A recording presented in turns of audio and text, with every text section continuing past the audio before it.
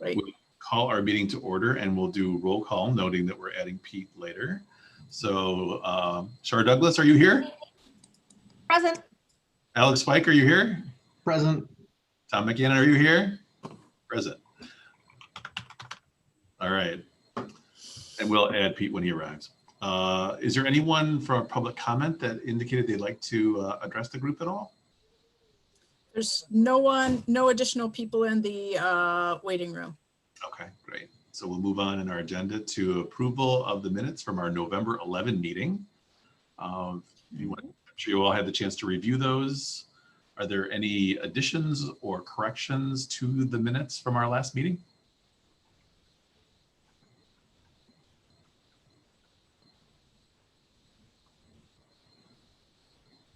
If there aren't, I will ask if there's a motion. So moved. Second. Motion and seconded. We'll take a roll call vote for approving the minutes. Shar Douglas, Yes. Alex Fike, Yes. and Tom McGann approves as well for the minutes. Great, thank you. All right, next is to receive and review our financials dated November 30th. Okay. Can you see those on the screen? Yes. Okay, let me boost the size up a little bit here. Okay, so I'll start with the 295 account. That has changed a little bit because we had two expenses approved at the last meeting, one for our annual insurance of $795, and then another for $20 to pay our annual LLC, annual nonprofit state fee. So our numbers are $815 less this month than they were last month. Got it. And then on the second page,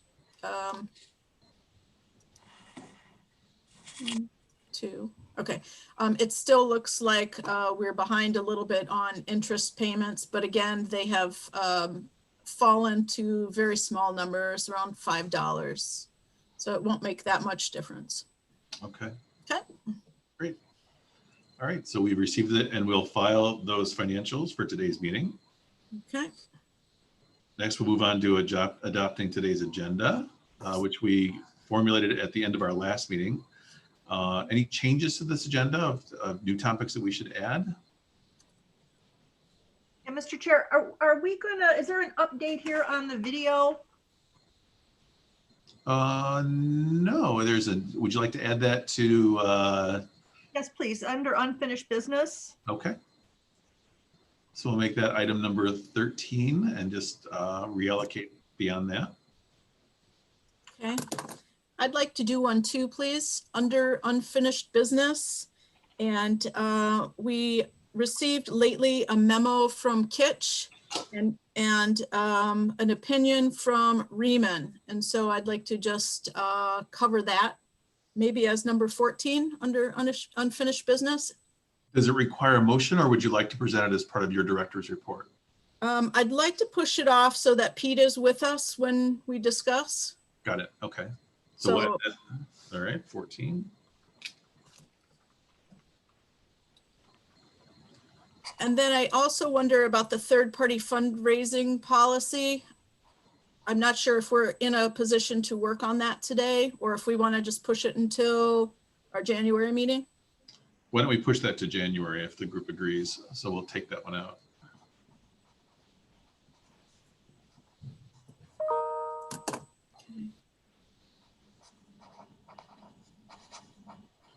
All right, so we've updated our agenda to add item 13, update on the video, 14, recent opinions and updates on our financial status with the city, and then we're removing third-party policy. All right, is there a motion to approve this agenda? So moved. And a second? Second. Thank you. All right, we'll do a roll call vote to approve. Shar? Yes. Alex? And I, did he yes? And I'll approve as well. All right, payables. So we have something that will require our approval at today's meeting. Julie? Yes, thank you. So I'm going to share my screen on a different screen here. Stream 2, share. Okay. Can you all see the TechSoup page? Mhm. Okay. Okay, so I am making a request to get the QuickBooks software for $60 so that I can run the budget that Pete and I worked on in that similar format. The format that you received came from another version of QuickBooks that I have for a different organization. And it really feels like that budget format would work well for us. And I think it would help me expedite the work. Sounds good. Is there a motion to approve? I'll move approval. Second? Second. Alrighty. Well, And I'm sorry, then I have another bit of discussion. This is an online purchase, so I expect I will just pay with my own credit card and then bring an invoice for reimbursement in the future if that is okay with you all. It is okay with me. if it's okay with you, then I hope it's okay with us, I imagine. Okay. Okay, great. So we've had a motion and a second. Let's move out of discussion and move to approve. Do roll call. Shar? Yes.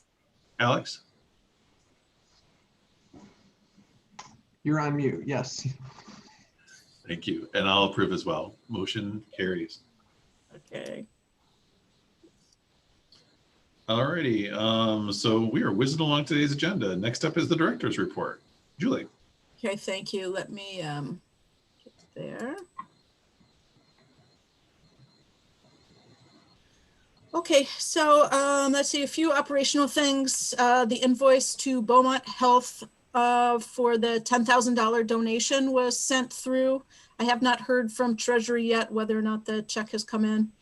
And then I received a note from the senior center manager, and she was approached by a company called Home Instead, and they are interested in giving the senior center a donation.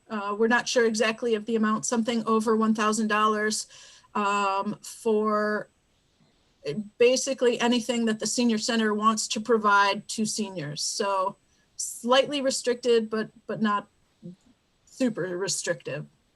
And so that will just be another pass through the Royal Oak Civic Foundation with our 501c3 designation. And then right after our last meeting, Pete and I got together and worked on the draft budget, which was part of your packet. And I look forward to going through that with you all today. Earlier, I had worked with Mike Vecchione a bit on his Kitsch memo to tighten a couple things up, and asked him to reach out to Riemann again, and that eventually was successful as of the last day or so. And again, we'll talk about that in unfinished business. Did some image gathering for our video, and then just some other basic information or work. And all of our conflict of interest disclosure forms are in. Yay. And that's it.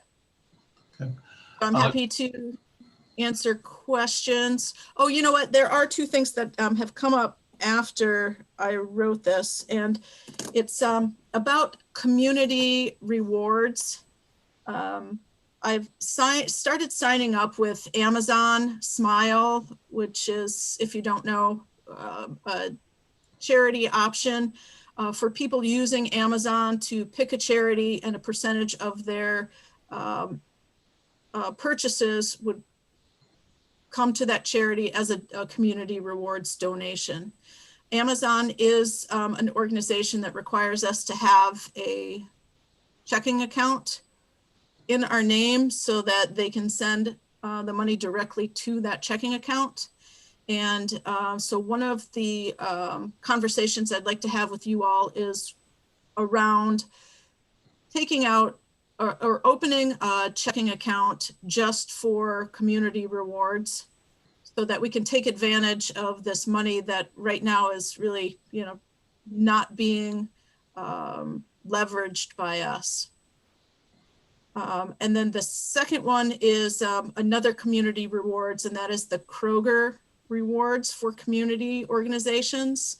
I submitted the documents to have us listed as a charity on their online list 2 days ago, and it probably will take a week or so. So just an update on, those kinds of things, other ways for us to gather some revenue to pass along to our Royal Oak entities. And so I'm not sure if you want to have a quick discussion about opening a checking account now or wait for Pete or postpone it until the next meeting. I'm open to all of those. Well, I'm in favor of moving ahead with the checking account, and then us probably having a future discussion about how do we promote these options to the city residents so that they know they can choose, they can select us as well. So let's see where we go with the video discussion, and if the video and the press piece might also include that these are options to that city members can sign up for shortly too. So why don't we pen that conversation for when Pete's here and when we're talking about the video, try and combine that together. Okay. And if we need to create an action plan for promotion, we'll make that a future agenda item. Okay. All right. That sounds great. Julie, an update on the Beaumont check too. It'll likely be processed after the first of the year in that first week. So we can expect to likely receive it from Royal Oak by the end of January. Okay. Thank you. I will let the treasurer know.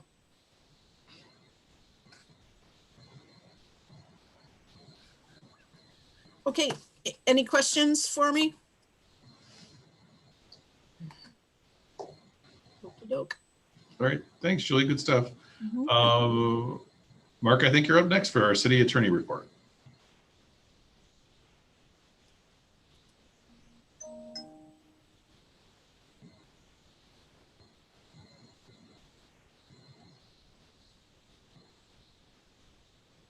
Mark, you gotta unmute. Well, everybody's talking to themselves today. I might as well join that. So I sent everybody a draft, a copy of the agreement on Sunday. There's nothing really notable here except that I included the city of Royal Oak as one of the parties to the agreement, mostly because the city of Royal Oak is the sole member. And the agreement would, oh, the screen is confusing me because I've got my own copy open. Basically, the student would give up all his rights to the intellectual property. And the one thing that the Civic Foundation and I proposed, that both the Civic Foundation and the city of Royal Oak will credit that student with designing the logo if there are any requests, or putting some of that information perhaps on the webpage. Other than that, the agreement form is pretty standard for the way we put agreement documents together. And if you have any questions, I'm here to answer them.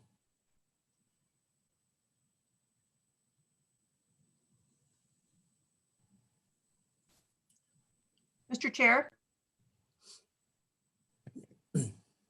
Did Yes. we not talk about paying him a stipend further to reinforce the fact that we purchased and therefore own the logo? We did, and I'm trying to think the amount. We had some discussions about it. Was it in the minutes that we wanted to pay them? Was it $500? And it would be, it would be a student scholarship?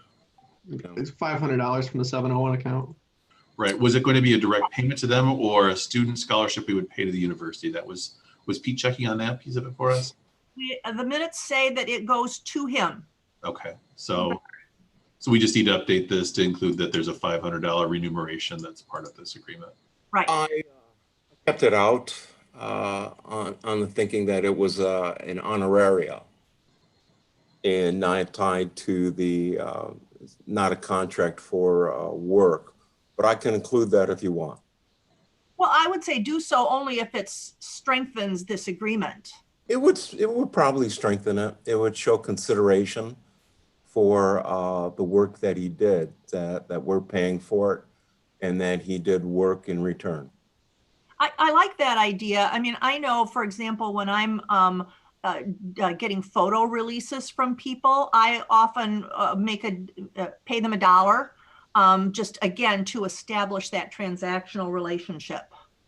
Yeah, there is consideration in the agreement right now, and that consideration is that he would at least get credit for the design. But I'll put that back in and I'll email it to everybody in the next couple of days.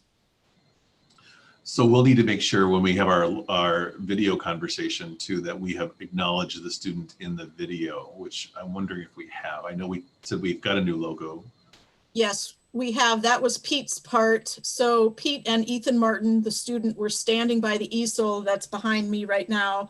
And they had, a 30-second clip that should be in the video. Great. Okay. So, I mean, And the logo will be included as a copy of the final agreement. And any of the graphics, I believe there were some accessory and some. All right. There were some extra graphics. So another question, when we say we will credit the person, how do we know that whatever the credit, what credit will be satisfactory? Will we do it once? Oh, I think you could just put a web page up that says this logo was designed by so-and-so. And does that have to be up there forever? No, it could be a situation where somebody gives you a phone call to Julie and says, hey, who designed your logo? And then we'll tell them. So I like where Cher's going with this. It feels like we should put some sort of qualifier on here that during the opening announcement, the student will be credited and will receive recognition on the website for up to a year or something like that. Yeah, that'd be fine. Yeah, I think some constraints are in order here.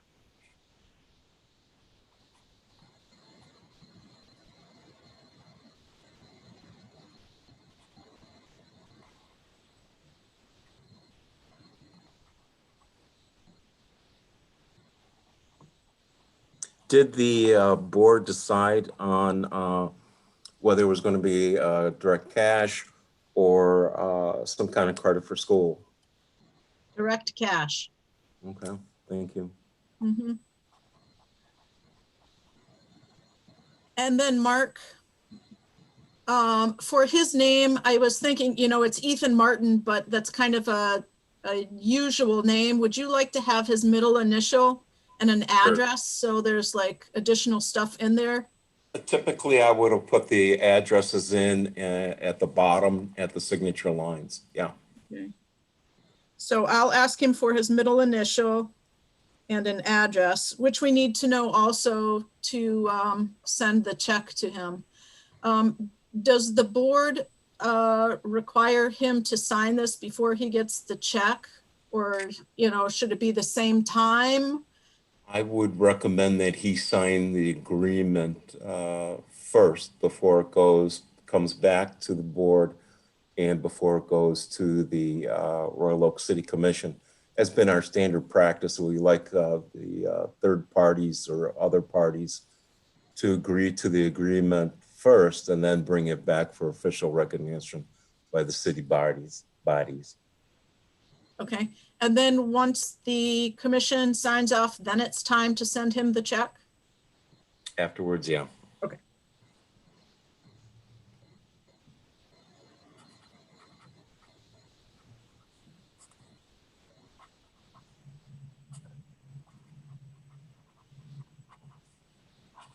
Okay, and then the other question I have, Mark, on number 1, would it make sense to add the phrase 501c3 before the word charity, just so we're making it clear? I kind of debated that a little bit. It's fine. And if I do that, I'll also probably have to include the state compiled law that does the same. That's fine. Okay.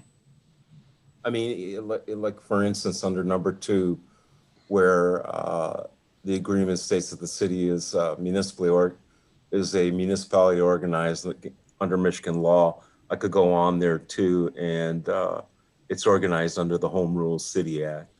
Okay. So I could add that too. Okay. All right, sounds great. And then I wonder, since we are in city attorney flux right now, does this agreement, I don't know what the policies are in your office right now, does this agreement need to go to Ann first before we send it out to Ethan? Ann is the official voice of the City of Royal Oak City Attorney's Office. So yes, I would make her aware of it. Okay. So you want us to look at it one more time and then we'd send it to Ann? Or do you want to send it to her first and then? I'll send it to Ann first and then bring it back to you. Okay. I mean, everything that goes to the city commission is reviewed by the city attorney. Okay. Okay, so I guess I'm just thinking about timing. Like, do we want to wait until the January meeting to give an approval of this document after the city attorney approves the document? Or can the board right now approve it with the changes pending approval by the attorney? Board can approve it now with the pending changes because you're going to see it. And if there's a problem, then I suppose it can be addressed at the January meeting. But in the interim, I already have a memo on another issue before Ann, and I'm going to be sending her an email updating her on some issues. Okay. Would we also, if we do the approval now, would it make sense to approve the $500 stipend connected to it? So we've done it all in one fell swoop, or this process tend to do them individually? No, $500. Adding the $500 to the agreement would be, approval of that would be good right now. Okay, and then we can also make the approval. So the check is cut from this all in one motion then. Yes. Yes. We already approved the payment. Oh, so it's done. Yeah, you're right. So do we need to approve this at this point in the agenda, or do we need to move it down to new business to approve? You can approve it now with the review by the interim city attorney. Okay, so is there a motion to You're approve? going to get the amendment back anyways, and I will email the board on if there's on Ann's input.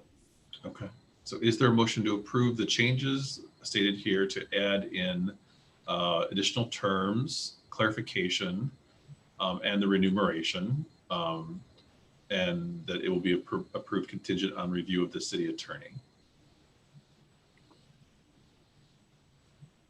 So moved. Is there a second? Second. Great, right. I think we've had our discussion on it, so we'll move forward to the vote. Those in favor say aye. Roll call, Shar? Alex? Aye. And I'm an aye as well. All right, thank you. Thank you, Mark, for drafting that and moving it forward. You're welcome. All righty. Anything else from your report, Mark? Okay. I can't unmute it. It's the screen flipping. I lose my bottom, what do you call it? Notices. I couldn't unmute myself fast enough. No, there's nothing else. All right, thank you. All right, we'll move forward in our agenda then. Oh, I'm sorry. May I add a Zoom tip? If you go Alt A, you can unmute and remute. Thank you. Or you can press your space bar for temporarily unmuting. That hasn't worked on my home computer, but I'll try it here. No, I'm trying it. So you hold the space bar down, it looks like, and then. you're As long showing. as you're inside the Zoom window. Great tips. Awesome. All right, let's continue with our agenda, moving into unfinished business. Our vision statement development discussion, which I think Julie sent us and now has it live in front of us. So we left this document with the approval of our mission statement, but our vision piece was still not defined exactly. Correct. Yeah, so in the second part where we have our core values, you all agreed to those in November, but it wasn't approved. And so I just wonder if those are going to sit, as our formal core values. Is that something you want to approve? Or is it necessity to approve?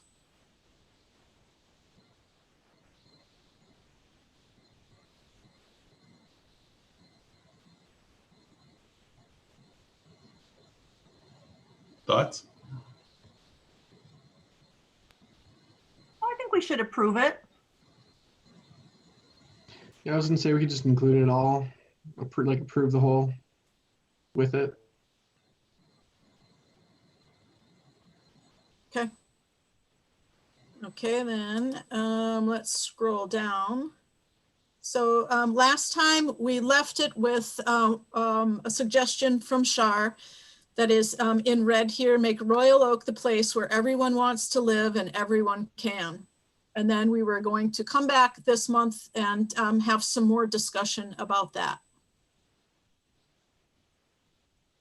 So, and if I may say, after listening to our discussion at our last meeting and thinking about it more, I do agree with the thoughts that the ending phrase is not within our purview, the "and anyone can." And so would advocate making it just make Royal Oak the place where everyone wants to live. Okay. So if you look down a little bit further, there are a couple more options in red.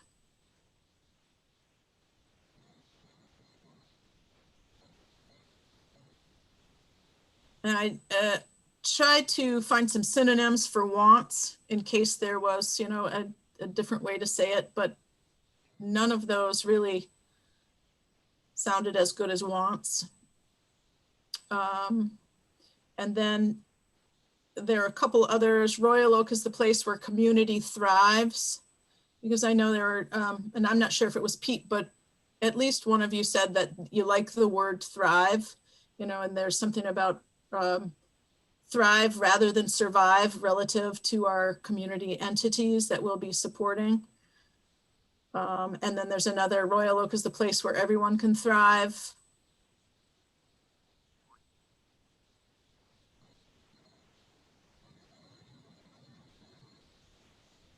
So open to discussion, of course. Commissioner Douglas, could you say more about the "and anyone can"? Feeling like it's mission creep, or? Well, people said this last time, and I took it to heart. The "anyone can" really speaks to inclusion and affordability and serving people of all ages. And really, I don't see us, the foundation, implementing programs to achieve those objectives. Those are really more something that the city would do rather than the foundation.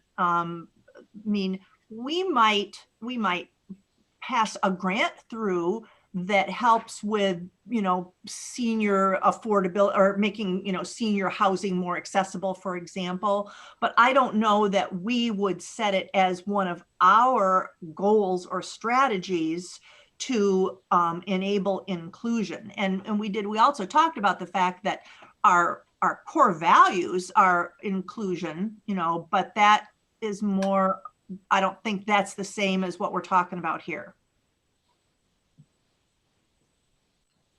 I like how you've separated it, because it does then, I think it makes our programming look like we are raising funds to make it a more affordable community and make it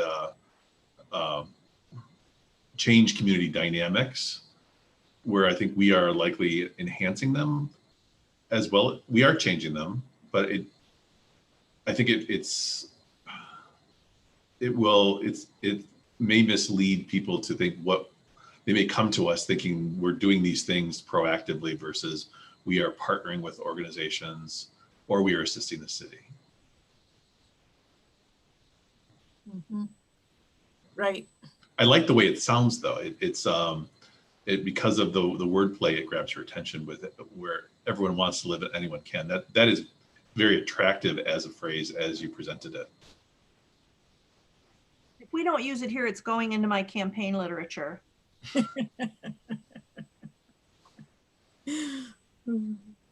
Yeah, and the reason I asked for clarification is because I really like it.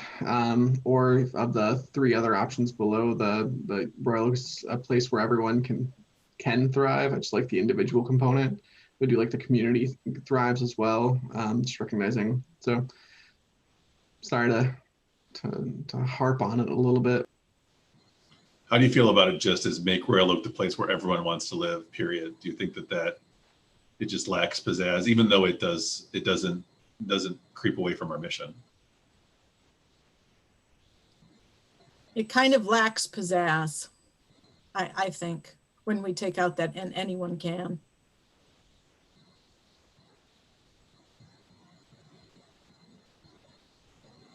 Yeah, I just think about some of the ways in which we might support the community and some of the things that we can do, and the organizations that are legacy groups and things like that. And that, to me, that gets to some of the individual components, like the senior center, right? So they can, like, individuals that are taking part in programs there do receive some subsidized support or direct support, and that is to the anyone can component. Whether that would be like every single person ever, maybe not, but that is the vision statement, right? So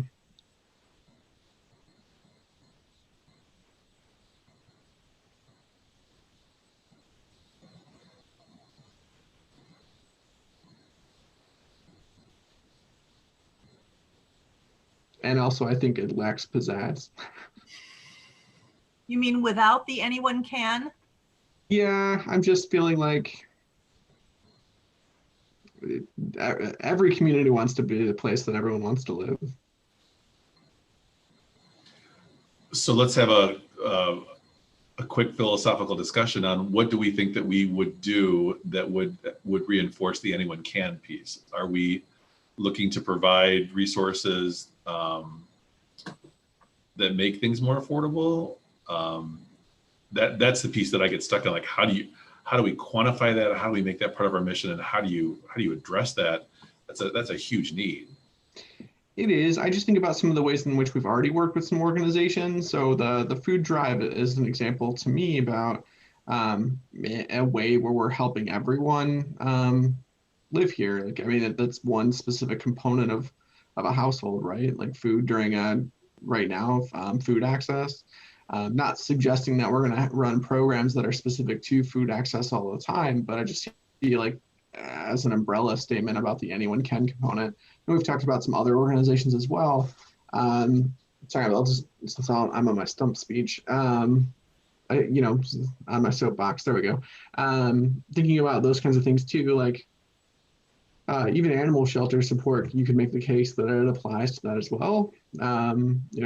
If animal companionship is part of a good life, like, does it make sense? So that's kind of where I'm stuck at. And I know it's a big statement, and I know it's a big vision statement, and I recognize that there are a lot of systemic and structural changes that would have to take place for everyone anywhere at any time to thrive. But I just think it encapsulates our ultimate goal, right? So though, even though our support, or at least in the near term, might be a drop in the pond. What I see of us, if we are going to leave it in, we're going to have to make sure we are actively promoting how what we're doing fulfills this. So if we decide we're going to raise money for the animal shelter, we're helping them keep those fees low for adopters to be able to support to have an animal at home. For senior citizens, we're helping to raise funds that underwrite programming so that things are more affordable for them, either educationally or the meals they provide, the transportation. That's a good example, actually, that connects to Beaumont. It's underwritten by Beaumont, so that it's very affordable to go to physician and appointments and grocery stores. So we'll need to make sure we're connecting it back so that we're proving what we're saying, I think. Yeah, I mean, I guess another couple examples, the library, even though they have their own C3, but if we supported their efforts related to fundraising or grant companions, compliments rather, access to educational material or things like that, and like that, long term, helping anyone thrive. So that's just kind of where I'm at. I recognize, sorry, I'm talking about anyone can thrive as opposed to anyone can live. And because I think if you say anyone can live, it constrains you to a little bit more of like household necessities. Is that fair? Is that probably part of the tension that we're exploring? Yeah, I Then think we're talking rental assistance, utility assistance, food access, transportation, right? Like just to call out 4 of the big ones, about 5 healthcare. So yeah, and really, there's nothing we can do about the real estate market, right? So I think that's where my tension is, with where everyone wants to live and anyone can. My basic thinking is not anyone can, right? When we think about the accessibility of housing purchasing. I'm not sure of the rental market, but I know that the purchase market is very robust and is very much a seller's market and has been for a decade or more. So. I agree. So if you're suggesting that it says make Royal Oak the place where everyone wants to live and anyone can thrive, that changes Mm-hmm. Yeah. what I'm thinking about it.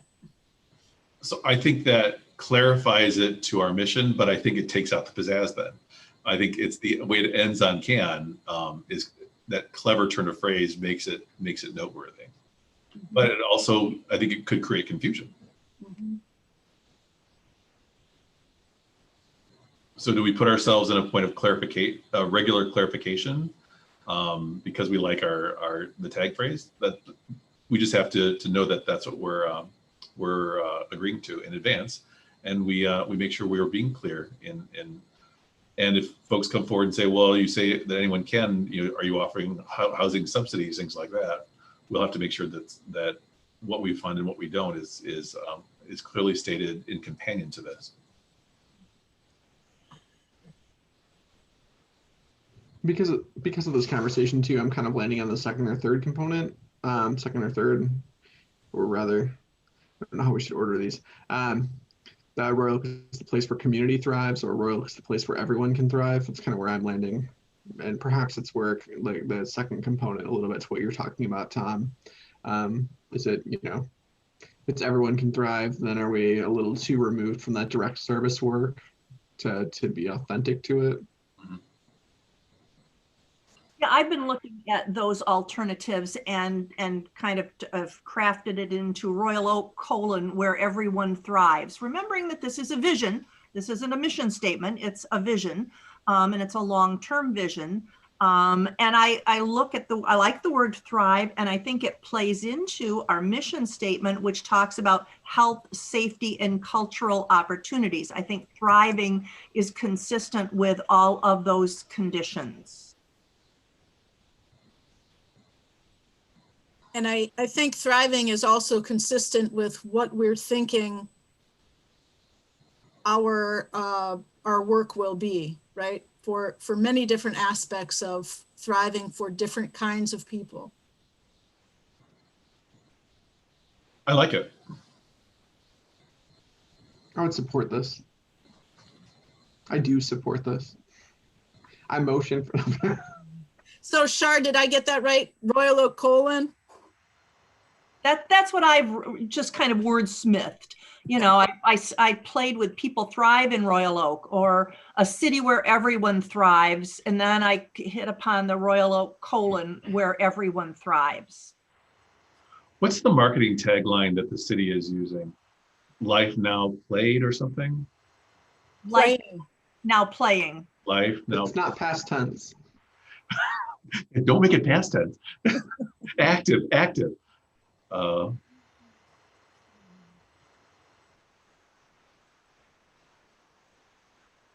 Just wondered if there's a companion phrase that we could mirror that. Life now playing, life now thriving. No, I don't love it. I love this more. So.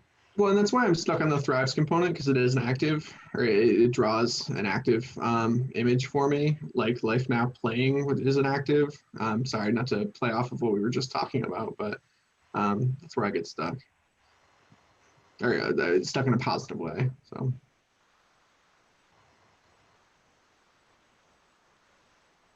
I can support Royal Oak : where everyone thrives. I think it's accurate, it's active, and it's supported by what we do. It leaves it general, but it doesn't. I don't think it's interpretable towards anything that we potentially aren't doing. Right. So do we need this is a formal motion that this is our vision statement? Why don't we postpone this until Pete gets here, let him weigh in? Sure.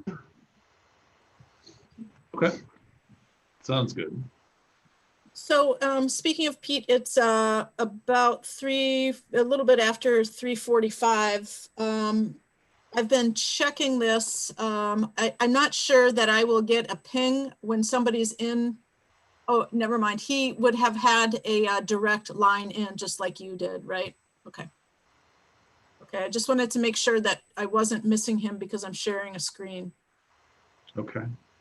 Well, how about in that same respect, because Pete is so helpful to us in terms of finance, budgeting, things like that. Should we move further down our agenda and come back then both the 10 and 11 and move forward into unfinished business 12, annual meeting date and trustee recruiting discussion? I think that sounds reasonable. All right. So we were basing our original discussion on this from our last meeting on how we connect to city business and seeing A, did we need to, and B, what were our key dates for our own cycle of business? And I think that's where we left the conversation. We got some advice from Shar based on when the city commission does its visioning, which was January and February of every year, correct?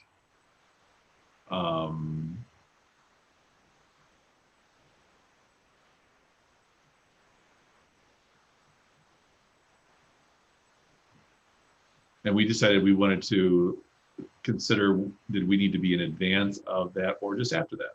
And I think that's where we left the discussion at our last meeting.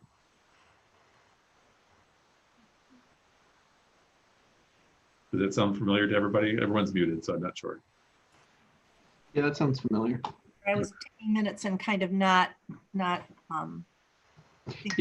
I mean, to resurface some of the components related to it, from what I recall, whether our process needs to move, or rather separating the nominations process and selection process for trustees versus public meeting notice. Does that make sense? and business that may, and the selection process be conducted at an annual meeting. Does that jog everyone's memories? Yep. I can say more.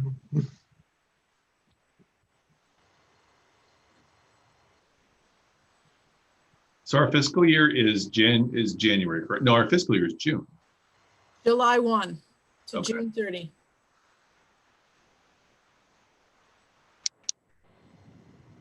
And our appointment of new members, does that happen in an annual basis based on city current committee filling processes, or is that more as they become available? I would say it could, but it doesn't have to. Okay. It's aligned with our annual meeting. How's that? So let's determine the date. Do we want to be in advance of our annual meeting to close off our year or begin our year? Maybe we'll start the conversation there. Well, can I recommend, as far as staging goes, and based on a couple different components, I look at an annual meeting serving two purposes, especially for a membership-based organization like ours. The one is that I touched on the selection of trustees, and the second being kind of open report outs and conversation about the work. And so because of that, what I would suggest, or that we consider, is that we do our process around selection, which includes the governance and nominating committee, review by the trustees as far as the slate of recommended trustee candidates go, to the member at the annual meeting, which would be the city of Royal Oak, to vote on the potential trustees for the foundation's following year, after which we could host a separate public annual meeting to discuss our work, or it could happen at the same time. My thought is that the city commission would likely want to turn to their other business. Does that make sense? Or clarifying, do you need to clarify what I'm recommending, suggesting? So you would align the work up based on the city meeting, and then we would separate an actual public meeting that we would consider to be more of an impact meeting. This is what we've done, or here's where we're going. Yeah. You get a sense of when during the year that would make the most sense. If we're asking the city to do all of our business, approve our budget, approve our slate of candidates, receive an impact report themselves as well. When does that one feel right based on any of the governance projects that we need to have in terms of nomination and all that as well? I think late spring, early summer. So by that I mean May or June, because then we lead into the fiscal year with an improved budget.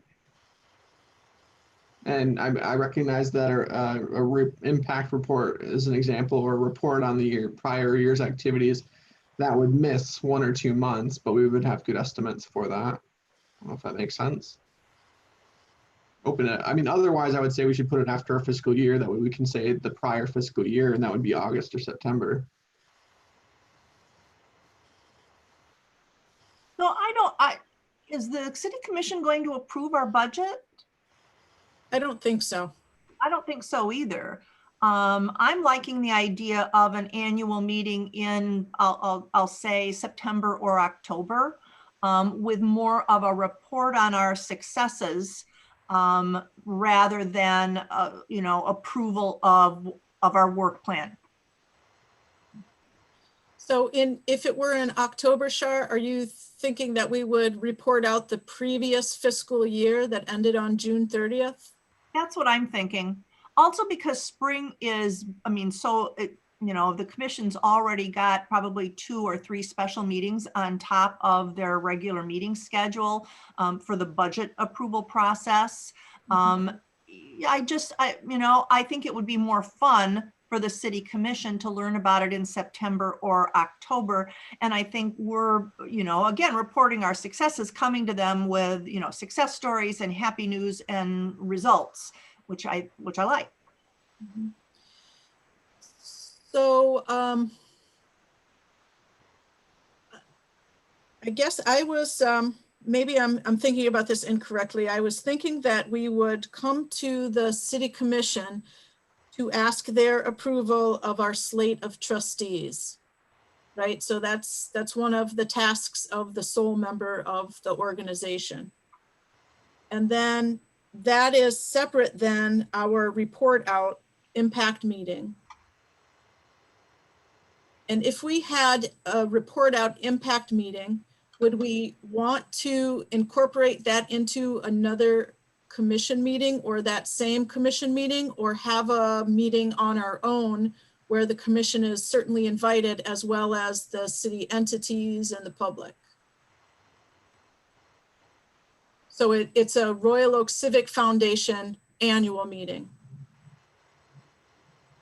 Does that make sense? Like, I know it's another meeting, but it gets us a little bit of separation from the commission. And it wouldn't require the commission to take out some block of time, you know, like a 30-minute report out we might want to do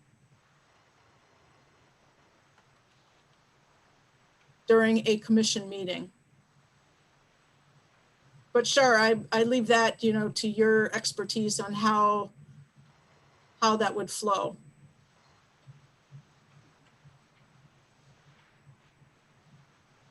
There's so many right answers here. So, sorry I'm late. I'm joining you now. I got here as quickly as I could, but which makes it a little bit easier to do when you're in the Zoom land. It's just a matter of clicking from one link to another. But so I'm kind of walking into the middle of the conversation. But you know, something, just kind of trying to get up to speed. But something we could do along the lines of what Shar was saying is, in the fall, it might even be late fall, we could do an annual report based on the previous fiscal year, and you know, give the commission some insight on what we're planning for, you know, the current year or upcoming year. If there are any new officers that need to be nominated or approved, the commission could do it at that meeting as well. And maybe, you know, the foundation's sort of annual meeting, our own, if you will, is like in January. We welcome any new members. And then maybe, you know, a few months later, we could adopt the budget with new members. And so our fiscal year, so we could operate from a term standpoint on a calendar year, but our fiscal year could still be June 30th. I mean, so I think both could work.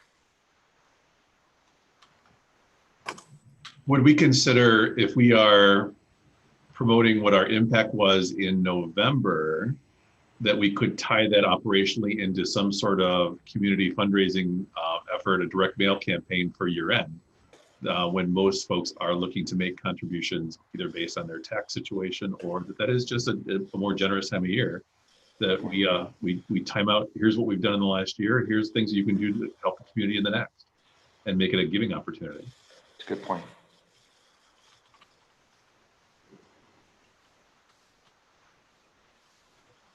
Yep, sounds good.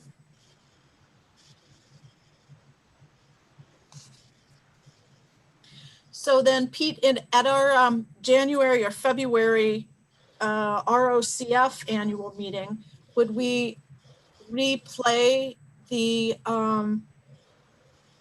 impact information, the report out that we gave to the commission? Or would it be mostly for welcoming the new trustees and thinking forward rather than backward? I see it more as like an organizational meeting where maybe you elect officers, you welcome any new trustees. And then, you know, a few months later, you would start working or adopting a budget for the following fiscal year.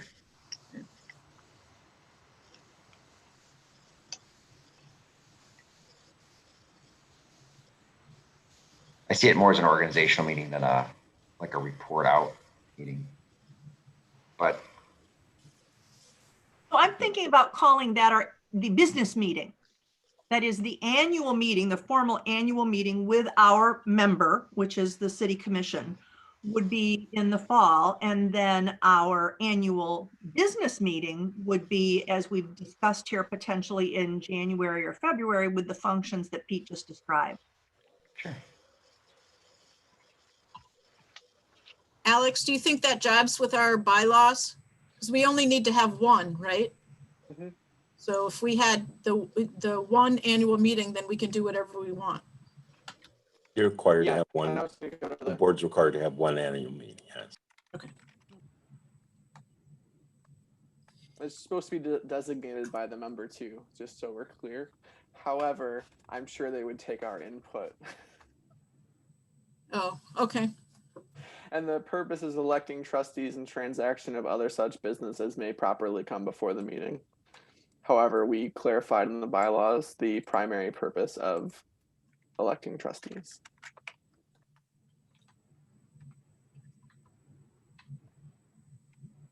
And the process leading up to that election of trustees probably would take 2 to 3 months for appropriate, if we were to really really engage in the ways in which we should, which would be, continue to solicit all of trustees for potential candidate for a potential election, to build out a cultivation list, which we could always be doing and should be doing, or could be doing soon. And then having the leadership, which happens to be all of us, and or the governance committee, reaching out to individuals to gauge for service and their interest in alignment with service, and then bringing back to the board a slate, and then bringing that slate as approved to the trustee, or excuse me, to the member. And then we have to welcome them, any new member. So Alex, did you say you thought that would take 2 months or 3 months? Yeah, my thought is that if we were to, spend a lot of time soliciting input, we would probably want to have two board meetings, and then a governance and nominating meeting between each of after each of those, and then a third board meeting to make the actual vote on the slate. So I guess so maybe 3 months. And I know it's more robust than is required in the bylaws, but my thought would be that we could first have a conversation about, have generative conversation as a board about who we might, what areas we might look for, board members, like that kind of thing. Have the governance nominating committee and the executive directors do some of the research on, and all of us really reach out to some of those organizations or to those groups, or those areas that we want to seek some board members from. And then, then have a conversation at the next trustees meeting, the next board meeting, about who and what some of those conversations are, how it's kind of filling out as far as our overall composition criteria, and then a formal governance committee meeting to vote on that slate, and then and then another formal vote at the board meeting. Does that make sense? Sorry, I gave it a lot, and then hopefully I didn't ramble too much. Yeah, I think it makes sense. So if we wanted to present the ROCF approved slate to the commission, the member, in November, then 3 months before that is August. And I may be getting this group mixed up, but I was thinking that July and August, we don't have meetings. Is that correct? Does anybody remember? Or even if we don't, should we make it that August is when we do come back from a quick summer break and start, with the more formal process of getting our new trustees recruited? I believe we said we would put this in our calendars for every month. And if we decide in the summer we want to cancel an August meeting or a July meeting, we could. But I think the intention was to keep it in calendars and cancel rather than schedule specific meetings to be suspended.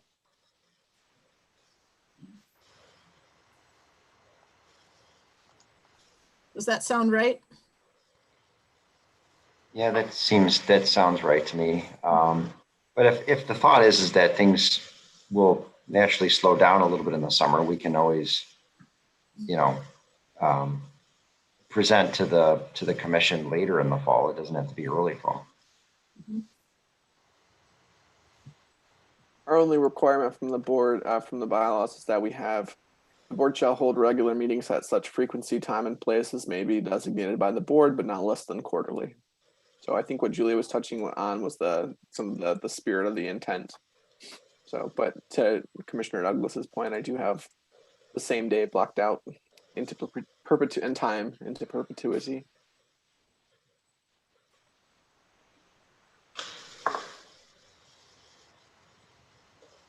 Okay, So any other thoughts or discussion on this at all? So I'll throw this out here. I've written a report or minutes that say the annual meeting would be in November, at which time the member, City Commission, would hear a report on the previous fiscal year and appoint trustees.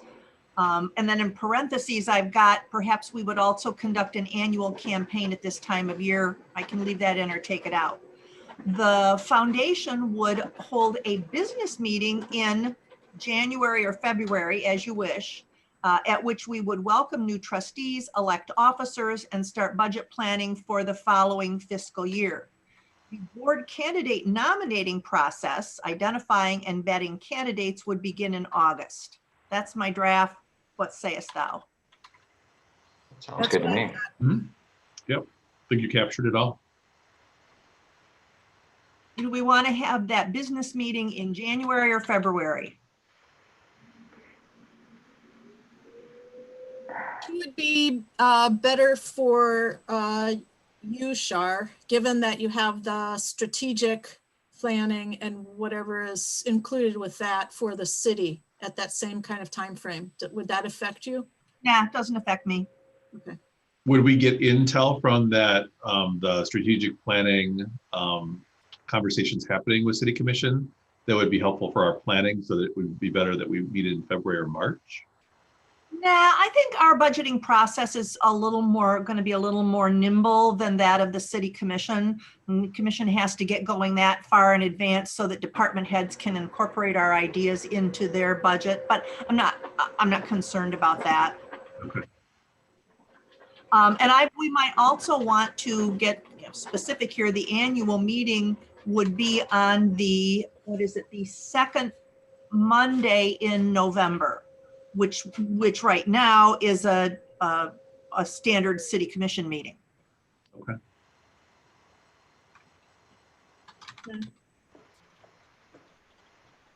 So Shar, about the strategic planning, is that at the end of January? Usually? Well, yeah, typically it would be between mid-January and the first weekend in February. That's been sort of the window. Okay. I don't necessarily know that we're going to do that this year. I just talked with Paul about it the other day, and we may not do that this year, or our process may change in the future with a new city manager. Okay. And then about our annual business meeting, would that fall on one of our scheduled second Wednesdays? This won't be a different meeting, right? It won't be an additional meeting. Or will it? I wouldn't think so. Okay. But that's just me.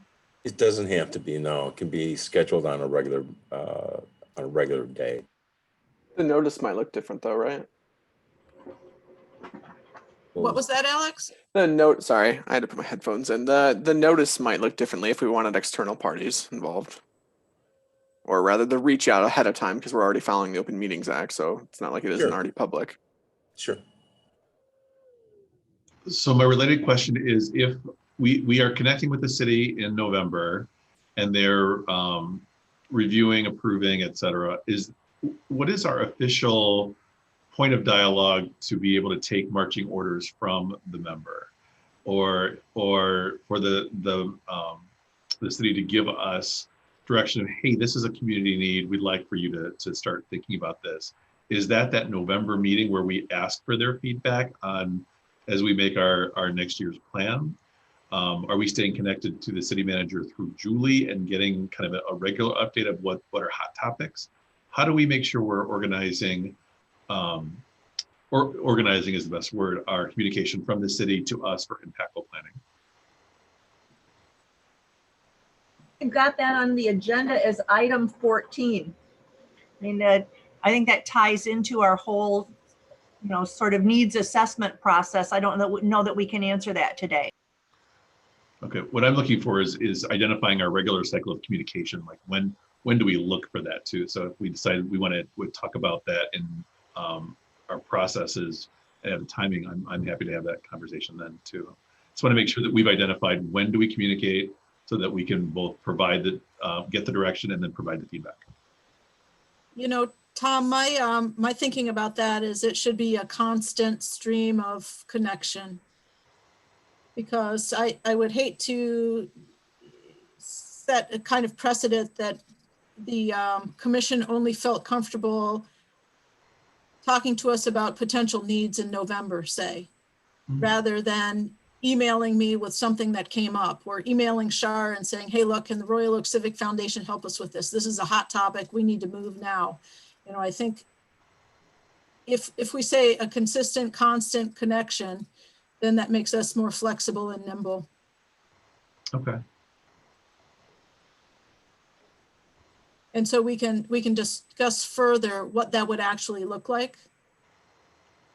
Yeah, I would want to add to the conversation then, what are we doing to plan proactively to be able to then adjust nimbly so that we do have some strategy in place and we're not constantly reacting to changing dynamics. We can adapt appropriately, but that we don't put ourselves in a situation where we're constantly reacting to certain situations so that they interfere with our normal course of business. Good point. Agreed. Yeah, I hear what you're saying. It's kind of like our regular process then, talking about like the selection in particular for new trustees, well, for trustees, period, whose terms have opened up. We would basically want to make sure we start that process in like August 1 or something like that, reaching out to the city commission to confirm the date, just because that could shift the work that we have to do at any point. Is that what you're getting at, Tom? Or Yes. are you talking? Yeah. Yeah, my ultimate goal is that what do we identify as our business plan of work we do per month? So we know in August we've got to vet 10 candidates that we want to bring forward 3. If we're planning fundraising projects, where do they fall in those open windows as well too? So that we've got an overall plan month by month of what we have to accomplish, what we have to communicate, and what we have to do from a business standpoint too. I guess I would see us tying our programmatic planning more to our own fiscal year. That is, if in January, for example, we welcome new trustees, we start budget planning for the next fiscal year, we're also planning our programming. And they're really sort of two parallel channels of programming. One is that's driven by things that come up, as Julie has said, but also we're going to have our own strategic plan and our own work plan for the coming year. And I would see us starting to plan that in, I'm gonna say March, with the idea that when we approve a work plan and budget by June 30th of a given year. But then in November, we are reporting to the member about the progress of our preceding fiscal year. How am I doing? Yep, I would agree.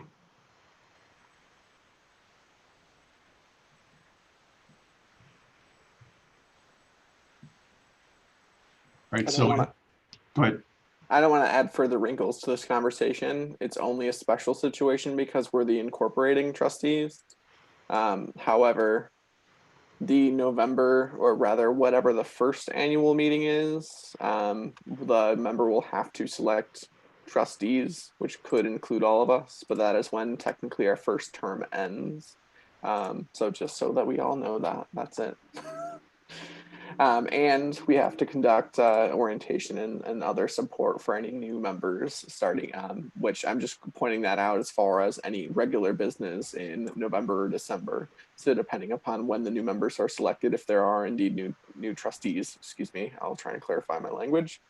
If there are new trustees, we would want to try and provide them with an orientation in December, though it likely wouldn't take place before their first meeting because of the holidays and things, Thanksgiving. So just just commentary. I guess it may not be overly helpful for this moment, but since we're talking about scheduling and different components that have to take place at different times.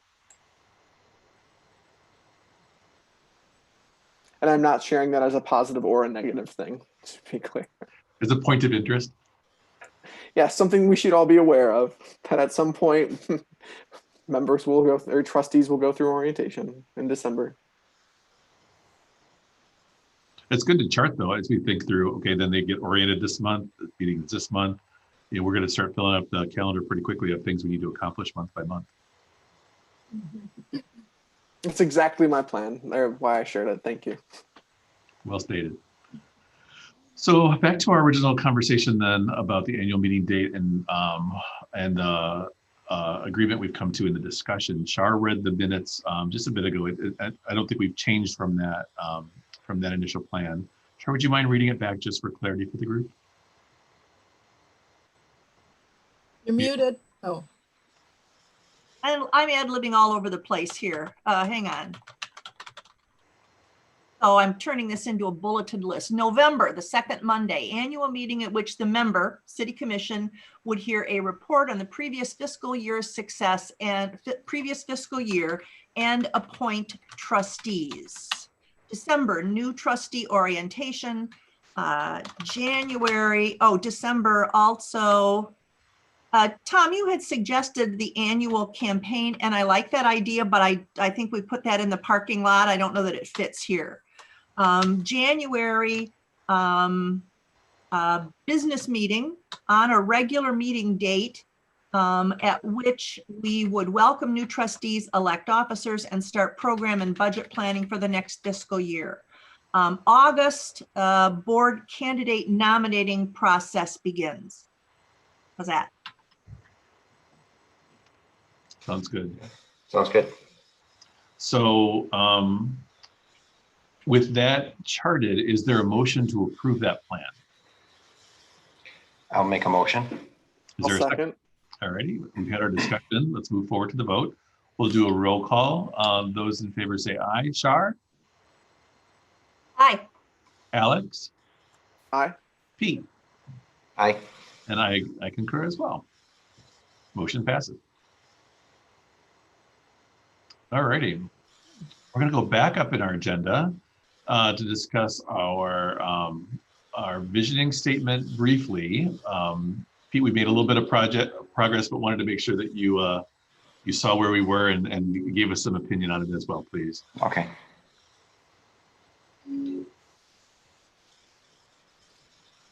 So we reviewed what Shar had provided before. We liked it because it had a lot of pizzazz to it. So then we started trying to pull out pieces that might have been confusing to people, that thinking that we might be investing in helping make living in Royal Oak affordable, where really it's about trying to provide resources. And what we've landed on is what's bolded in yellow on the screen in front of you. Also wordsmithed by Shar.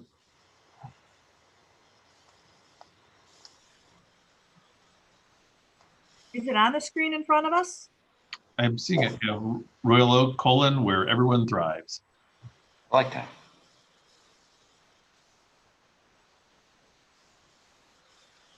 Shar, can you see it? I'm sharing the screen.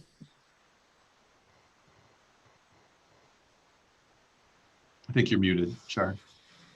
No, I'm not seeing your screen share, Julie.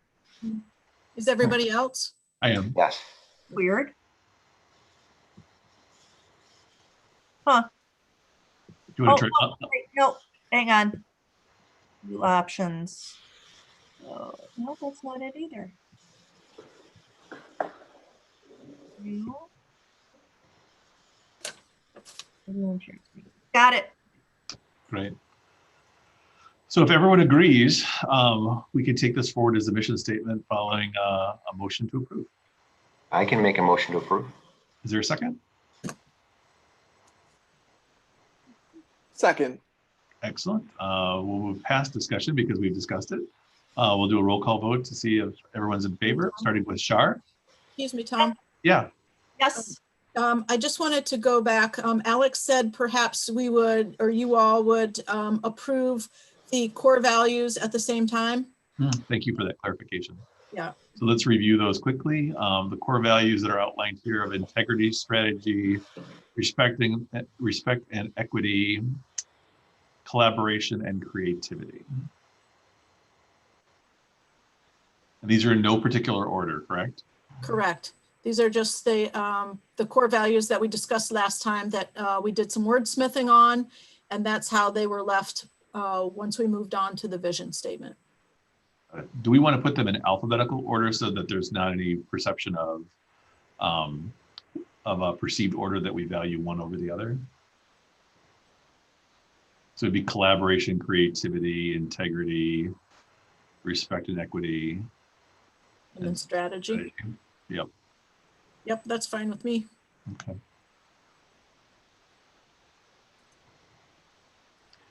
So is there a motion to approve the how we do it along with the updated vision statement? I'll make a motion to approve. I'll second. Pete Alrighty. keeps beating me to it. Moving around. Wait, where'd they go? All right. Is there any additional discussion we want to have on this since we were now that we're all together on it? Seeing none, we'll move forward with the vote. We'll do by roll call. Shar, Yes. Alex, Yes. Pete, Yes. and I approve as well. So motion carries. Great.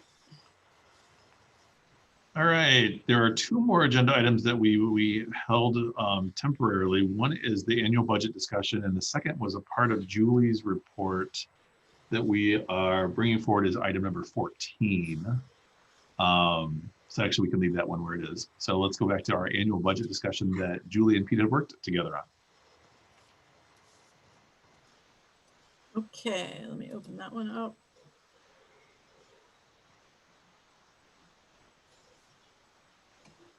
Okay, can you see the budget? Yes.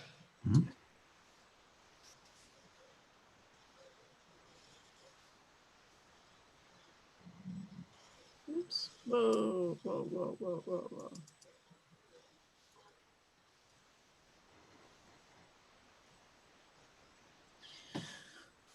Okay, so what would be most helpful in going through this? Did you have a chance to look at this on your own?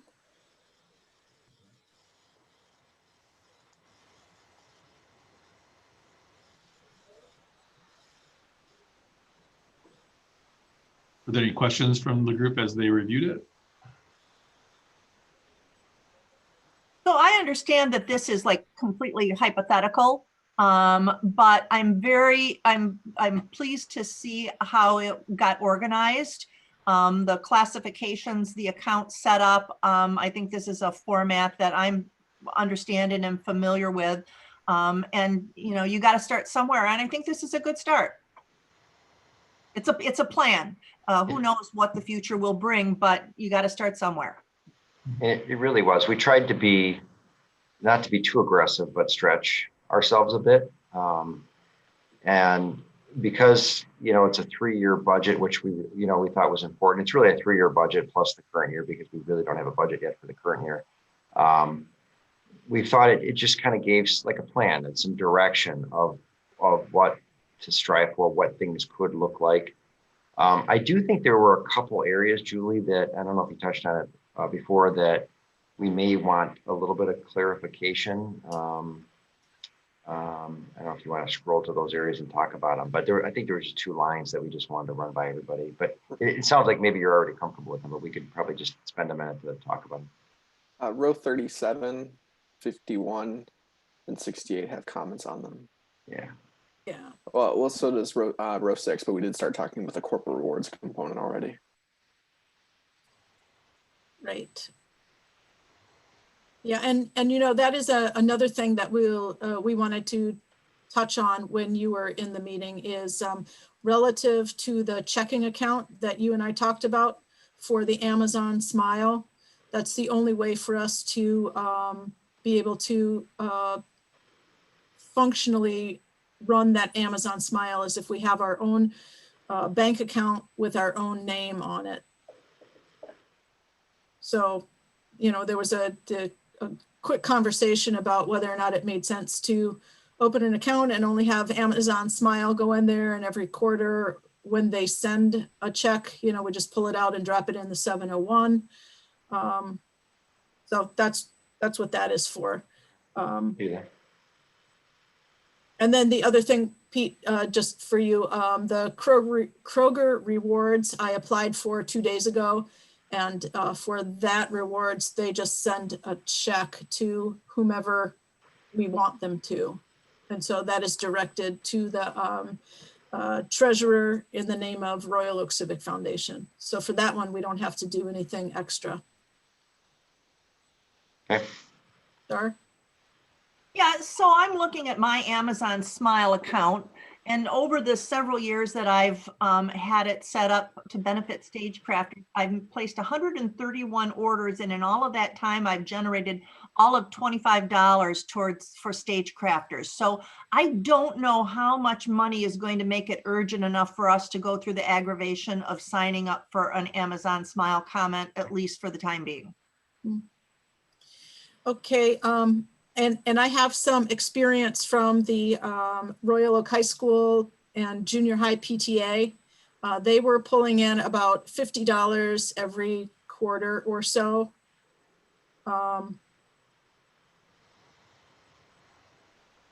And the Amazon Smile is already set up. It's just a function of having a place for them to send the money.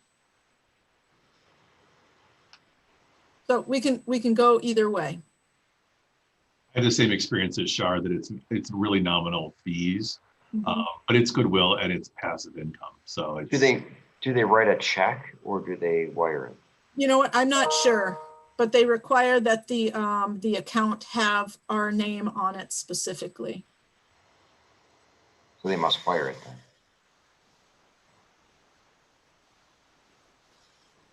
Okay. What about Facebook fundraisers? Does anyone know? Or other social media?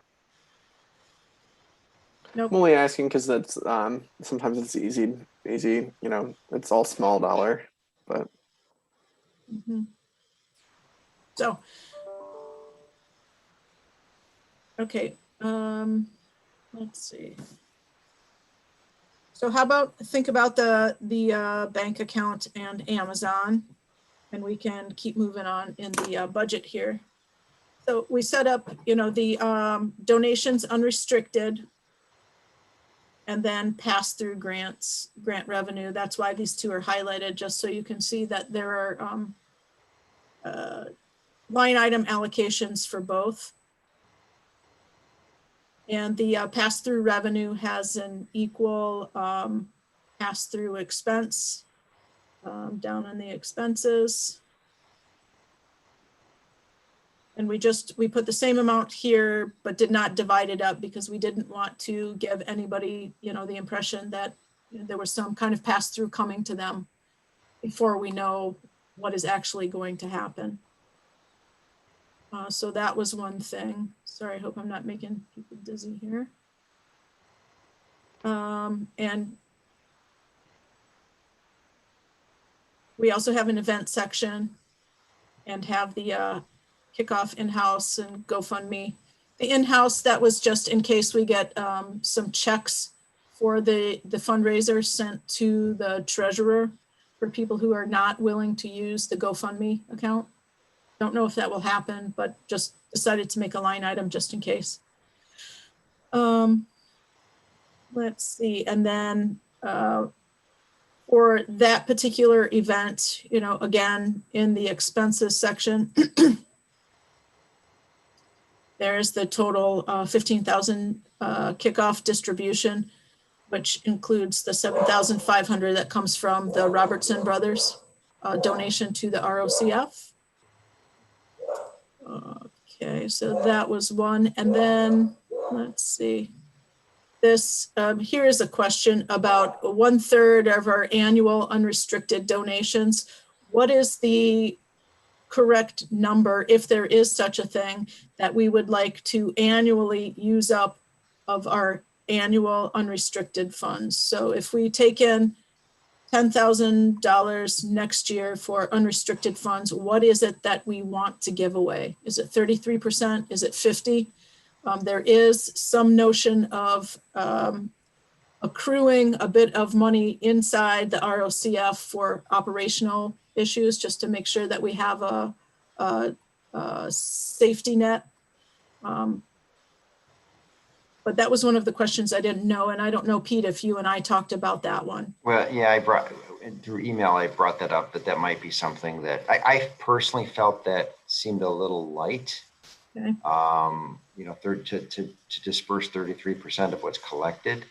But there is some wisdom in the very beginning, building up a little bit of fund balance. And again, this is always subject to change, right? So you could assume 33% kind of, so maybe 33% for the first year, you know, maybe up at the second year to like 50%, and then 75%. I'm just coming, you know, pulling out numbers, the third year, so that you are donating money that we've collected, a sizable amount, but at the same time building up a little bit of fund balance for, you know, ongoing concerns and expenditures or future giving. Mm-hmm. Yes, and that's a good segue to this fund balance that we have at the bottom here, just to give a sense of in these scenarios, that's what our ending fund balance would be for each year. Maybe one of the helpful pieces of information would be, what is the amount of money that we would like to keep in our account, just as, you know, the standard fund balance in case there are rough years in the future. So just a little sorry to backtrack just a moment to the 33%, look at the third comment. There aren't really like, so I want to be cognizant of, you know, overhead and things like that. But there are no real, like, how do I want to say this? How about I point to like the Better Business Bureau's standards, what they recommend for nonprofits, which is basically 65% is spent on programmatic expenses. That's kind of the goal. And fundraising expenses where you spend no more than 35% of related contributions on fundraising. I'm just lifting those up. Not obviously those are for established organizations, but I think it makes sense for us to get to there several years down the road, to Pete's comment. So sorry to interject and backtrack a little bit, but I don't know if that's helpful information. And then I also asked the question about the if you need a bank account for a Facebook fundraiser, and the answer is yes. Okay. I'll answer my question for me. Mm-hmm. So Alex, can you just expand a little bit in the Better Business Bureau, the 35% fundraising expenses and 65% programmatic? Yeah, so it's not really like a clear articulation of overhead, right? So the idea of overhead being your expenses compared to your disbursements, we'll put it that way. Traditionally, organizations strive for like 15% of overhead, which is just those, you know, costs for running the organization compared to what's being dispersed. However, I'm blanking. It's like the Better Business Bureau's partnership. It's like Giving Wise or something like that. They take a little bit more of a progressive approach, which I agree with, which is the idea that, you know, focusing on outcomes and impact as opposed to just saying like 10% on overhead, right? Does it make sense? So program expenses is spend at least 65% of its total expenses on program activities. So for us, that'd be disbursements because we're not running specific programs. And then within that, fundraising expenses, you know, so it's separate kind of in some ways you'd be kind of double counting when you're counting these. It's that you also don't spend more than 35% of related contributions on fundraising. There are other, you know, metrics and indicators out there. GuideStar has ratings and things like that. I don't recommend that we chase any of these as a matter of point, but if it's a helpful indicator. Again, this is like several years out that I think we should be more concerned about, just because we have a lot of startup costs. Sorry if hopefully that was helpful. Yes, it was. Thank you. Thank you. So I wondered, does anyone have a feeling about this number here for the future years? So Pete, are you calling this 22, 23 the year that we would want to go to 50%? Well, yeah, I mean, so one of the things, just kind of doing some quick math here. Okay. 66%. So one of the things, in all fairness, and I'm not sure how you look at this, but you know, we're talking, that's 33%. You're referring to kind of what we like the pass through to city type functions, right? But in No, all fairness, No. is that no? no, sorry. I think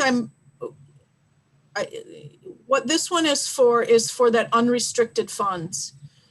There might be a little confusion because both numbers are the same. Oh, okay. So the pass-through revenue, we said, let's say $10,000 we'll be able to get and just pass that right through. That's a different line item. This is the, I see. this one right here is the unrestricted. So from corporate foundations and individuals. Of that 10,000, what do we want to give away to our entities each year? Right now, so I'm showing 3,300, 3333. Yeah. And that's under the community support unrestricted, right? Right. So that's a third of this donations total for the year. Now, the money you're talking about is pass through. Where's that at? That's another 3,300. Where's Well, that the at? pass through is, if we get 10,000 to pass through, we have to pass that 10,000 through. Right. Okay. I see. Maybe I misspoke. Okay. So when I look at this though, See right here? so while you're looking at the 33% Yep. for the community, I'm looking at my own spreadsheet here, the community support. Yep. When you look at the total revenue and expenses for everything, you're really in the first year, your expenses are 66%. Total expenses of your total revenue, because you're passing through 100% of, you know, some of your other items. Mm-hmm. So in fairness, I'm not sure how to look at that, Alex, but in fairness, we're talking about one line item that's 33%. But when you look at the organization as a whole, we're really contributing a much larger percentage back to the community. Yes, as soon as you started this line of inquiry, I also did the same math because technically we're giving out $13,000 of the $20,000 raised, right? So that's 66%. So we would be in alignment with that. I'm just raising it up as just one of the indicators in the nonprofit sector. You know, and part of that, and you know, in fairness to the 35% related to fundraising expenses, if we're not, that's a little getting to obviously hard fundraising expenses, but also if you're taking something off the top before giving it back out, like that kind of thing too, which we're not planning to do as part of our goals. Right. So yeah, I think we're all aligned. I guess actually the question is a third of the unrestricted too high for a startup organization? So I don't know if that's a different frame of reference too. Sorry for you know, providing some input with minimal context. Yeah, so for me, I think it's kind of going back to the fund balance, right? So I think we're in line, the budget's in line with standards, especially a newer organization. But what it shows is we do have the ability to donate more money than what we're budgeting. We could do that and reduce that fund balance a little if we wanted to. We could also keep it the same, especially year 3 and 2 and 3.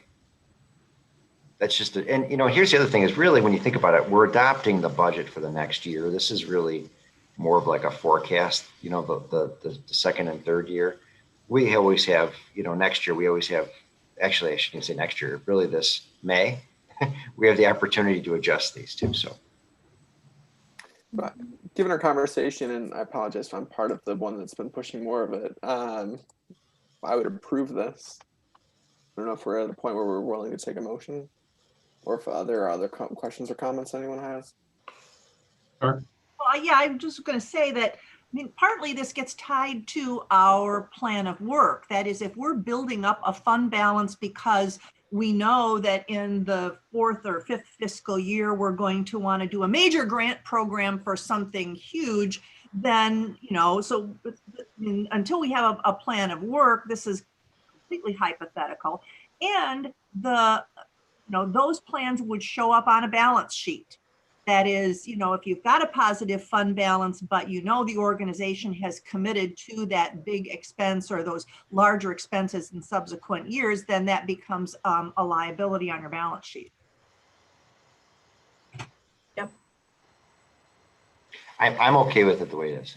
It's just a discussion point that we have a little flexibility there. Well, I do like the philosophy of that we are spending money as we raise it and we're saving money as well. I think that's important. And that becomes a strong talking point for us as we introduce the organization. So I'll move approval of the draft budget, of the proposed budgets. Is there a second? Second. All right, I think we've had our conversation and discussion. Let's move forward to a roll call vote. Shar? Yes. Pete? Yes. Alex? Yes. And I'm a yes as well. Motion carried. Nice work, Julie. Thank you. Thank you very much for the help. It's interesting how it's also interrelated as we build an organization while we're planning, but trying to put those 10 stakes in. Okay, so can we go back to the thinking of the bank account? Is this something we want to continue to discuss now? Think about it until the next meeting? Say no now?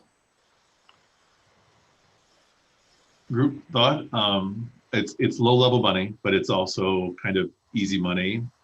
Does it give us a chance to start promoting that Royal Oak residents can turn on their Amazon Smile to their own city? So I would say we haven't even launched the foundation yet or announced the foundation. And, once we get the video out there, once we do that, the 3 charities fundraising, then maybe we've got an opportunity a month after that to announce a community-wide Amazon Smile program. So we probably got 2 or 3 months before we really want to kick that off or decide if indeed we do want to do that. And you can set up a bank account in a day. So I guess I'm inclined to postpone this. I support that. The other thing, and maybe we would be able to get a good deal if we use the same bank as the city, but we also have to keep in mind that we could be, I hope we wouldn't be, but we could be subject to bank fees because we have such a small balance. Mm-hmm. And so those contributions could almost be eaten up with those bank fees. So I just think it adds a complexity right now that might be just a distraction, but I think ultimately it's a direction that we'll head in. Mm-hmm. We can just wait though. So about the bank fee, I did a little bit of research and found that the local Our Credit Union, OUR, has something called community accounts. They're designed especially for not-for-profits and organizational groups. So they have no monthly fee, no minimum balance, and it's set up to help smaller organizations. Okay. Can I declare myself a small organization? So I was gonna go fund the account. Yeah, I was gonna suggest. I apologize. I have to stay off of camera now. And you can hear why. So yes, buddy. Sorry, he likes the screwdrivers. Take this too. Who doesn't? I have toys in my desk for this reason. So what I was going to suggest is if there isn't a significant cost related to it, because my concern was around here, buddy. My concern was around the regular fees. Like I would like to do like a Facebook fundraiser or something like that too when we announce it. You know what I mean? Like, hey, I'm a part of this organization, things. But if it's not to suggest that I'm going to bring in like high dollars or anything like that way, but. From a timing perspective, I like that we can announce ourselves and say, and we have these tool mechanisms in place that can be part of community fundraising. So I like it from a messaging standpoint, but I don't know that it's core because I've seen the results of these fundraisers, and unless they get significant promotion behind them, they're pennies on the dollar. Maybe we just put it in the parking lot for right now. I'm okay with that. All right. If everybody agrees, we'll put that in the parking lot. Okay. All right, so our next topic is we've decided that we're going to amend or talk about the third-party fundraising policy in our January meeting. As an action point, Julie, I went through what I had sent to you, and I think it's in draft form that the committee can look at it, and we can review it for discussion at our next meeting. Okay, so will you send that to me? I can. It's the same thing I said before, so I'll resend it. Okay, And this was, I think, we signed 4 or 5 months ago, so there's nothing that's changed on it. I think, Alex, you had the chance to look at it briefly as well, so I will resend it. I'll send it out to the whole committee. okay, sounds great. Thank you. Sure. So we're going to move forward with, we added in 2 topics. Opinions from Kitch and there was another one we added into and I can't read my own writing. Oh, the video. 13 is the video we're discussing next. So with the status on the video is our next topic of discussion. Who has the update? Char, do you have the update?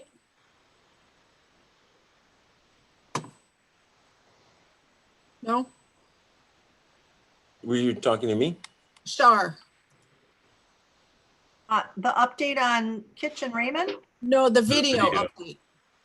No, I haven't heard anything, Julie, since you and I corresponded with Richard maybe a couple of weeks ago.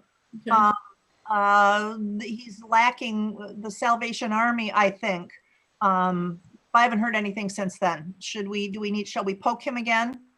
I have a couple more items since then. So he said that he had the Salvation Army video appointment. And then I asked him about some photos that he needed yesterday or the day before. And he said that he's been really behind because of all of these meetings and that he's still working on it. So he doesn't have a time frame for us at this point.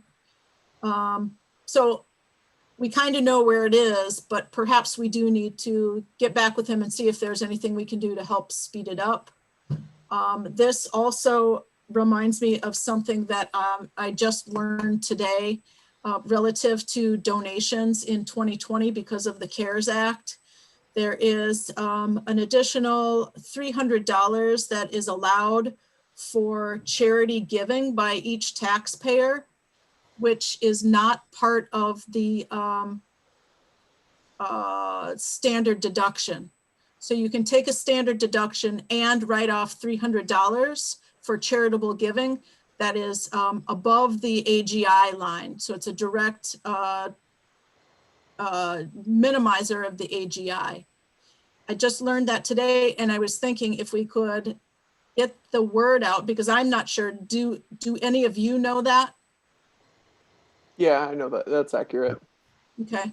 So I have the IRS page pulled up with all of the information and I was thinking, wouldn't it be great if we could get our fundraiser going so that we can remind people, hey, look, just in 2020, because of the CARES Act, you have the potential of $300 additional that comes right off of your adjusted gross income.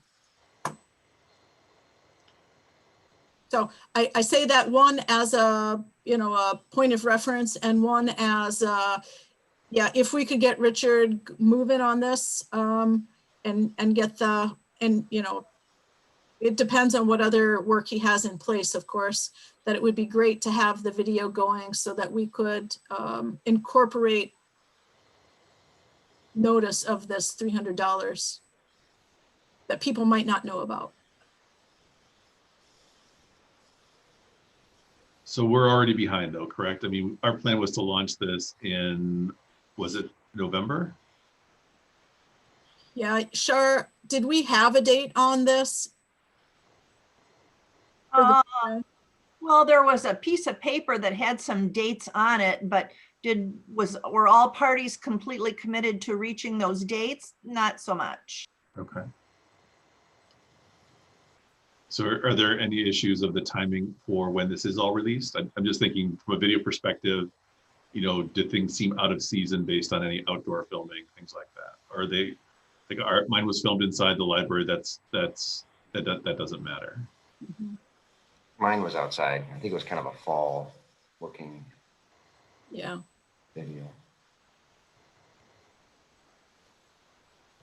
Well, we're gonna have to go with what we've got and launch it when it's finished. Yeah.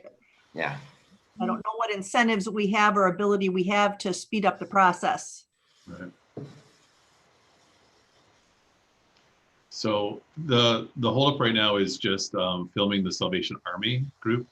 That's correct? Is that my understanding? I think that is finished. It's just a function of putting all of the pieces together now, and it's probably a big job, you know, to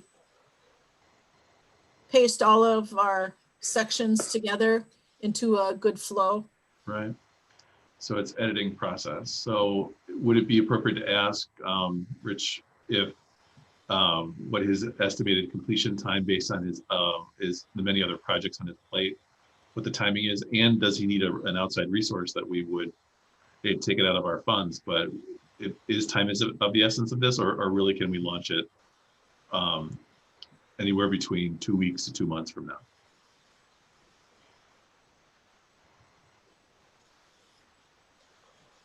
Do we have a choice?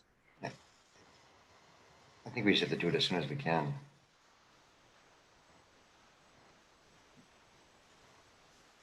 And maybe it's a matter of just getting the video done, shooting it all, and then strategically thinking about when to release. But I think we have to do it soon.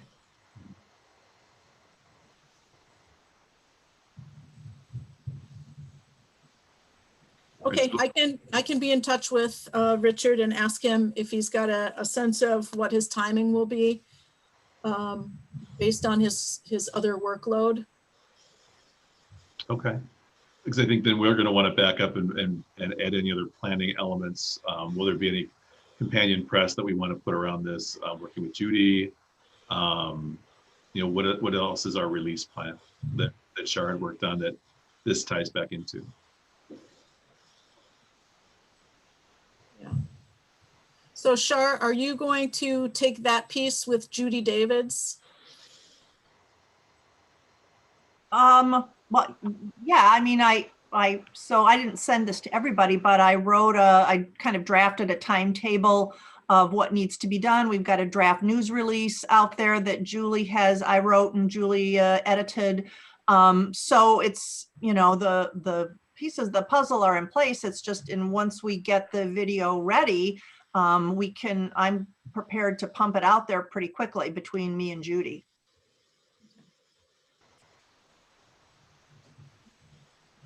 Okay. Well, is there anything that precludes timing at all? Like I know we were thinking of early November, but elections would have really taken over a lot of that media bandwidth. Is there anything else that is a natural tie-in for our release for this? Is there is it Royal Oak Insights that comes out anytime during? That's a quarterly publication, I think, isn't it? Yeah, until I'm not willing to do any sort of timing planning until we've got a completed video. I mean, if it was done tomorrow, well, then it might be a Christmas theme. But if it's not done until after the first of the year, then it's, you know, an entirely different spin on it. I don't know what we can accomplish by doing any planning right now. Sure. All right, well, Julie, check with Rich to find out his needs, and if it's something that it's certainly burdensome based on his current workload, we can discuss if there's another option so that we can start planning at that point. Okay. All right, and this conversation reminds me of another piece. I know we're getting close to 5 o'clock, but the Royal Oak Today has offered us a half-page spot in their January magazine. And I got an email from one of the writers, and she would like to have information about the Royal Oak Civic Foundation by the end of this week so that she can craft our half-page ad. is there anything in particular that you all want to see in there other than our basic information about our mission and where we are going? And because I'm also reluctant to talk about the kickoff event because I'm just not sure. It seems like we should, I don't know that there's anything to, we could just talk in general terms about kind of promoting the foundation. Mm-hmm. I don't think there's a kickoff event or anything that we can refer to at this point, obviously. But we appreciate the generosity and the opportunity. Are we here or are we coming? Are we announcing that we'll soon be up and live, or are we physically ready to go? I was gonna say a way to donate, so for maybe that's we're here. August is in White Lake. So, Tom, can you say that again? Are you talking about the ad? What would it say? Correct. Does it make sense that it's a teaser ad saying coming soon, your opportunity to support BOMA, Leave that alone, to please. support Royal Oaks. Careful, careful. Hi, little guy. Oh, I'm sorry. He must have knocked the keyboard. Sorry. I love it. I love it. Do we want to tease that we're coming forward? We're about to be a new resource for the city, or do we just talk about it as we're already established in this half-page ad? That's the qualifying question.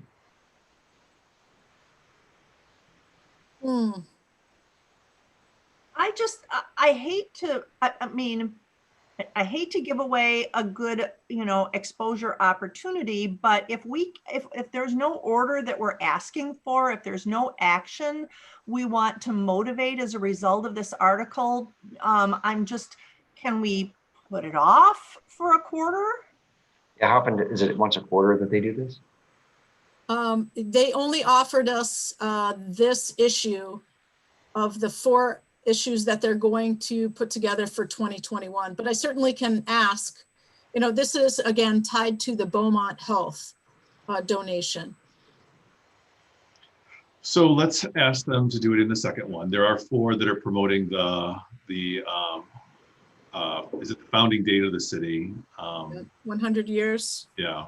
So let's just ask them to see if they would feature us in 2, 3, and 4. Okay.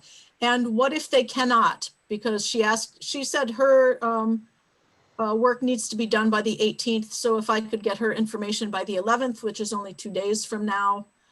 So if we can't be pushed to the second edition, what do we want to say in the first one? Coming soon, or Royal Oak Civic Foundation is established?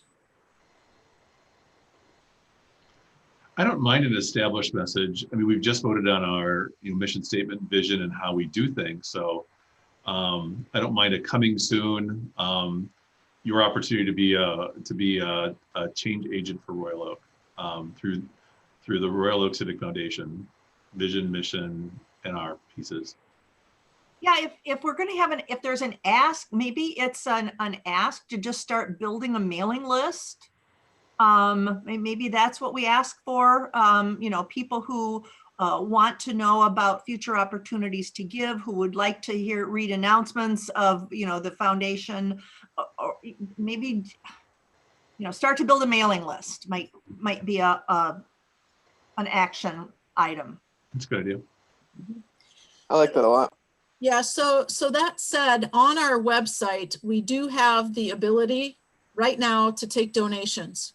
We have PayPal buttons for Royal Oak Civic Foundation unrestricted funds. We have images for each of the entity funds. And if somebody wanted to donate through our page directly to the entity, they can do that. What we don't have is the kickoff for our GoFundMe page, or our GoFundMe event. But we do have the GoFundMe button on our webpage. So if anybody went there, they could donate right now.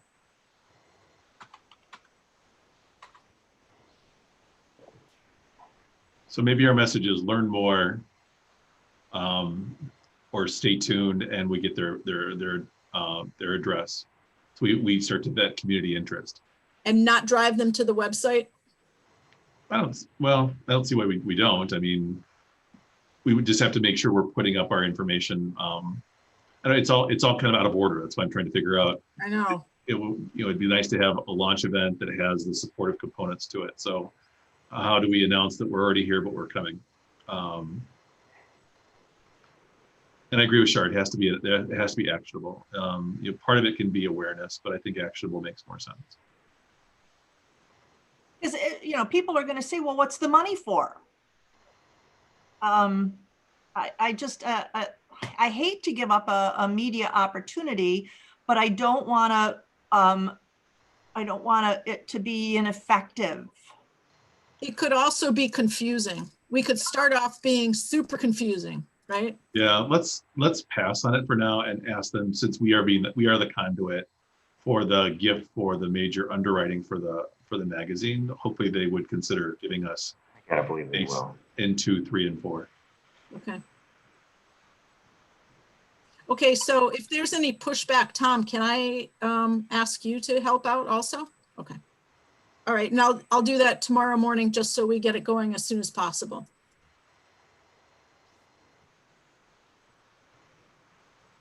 Okay, all right, so it's 5:01.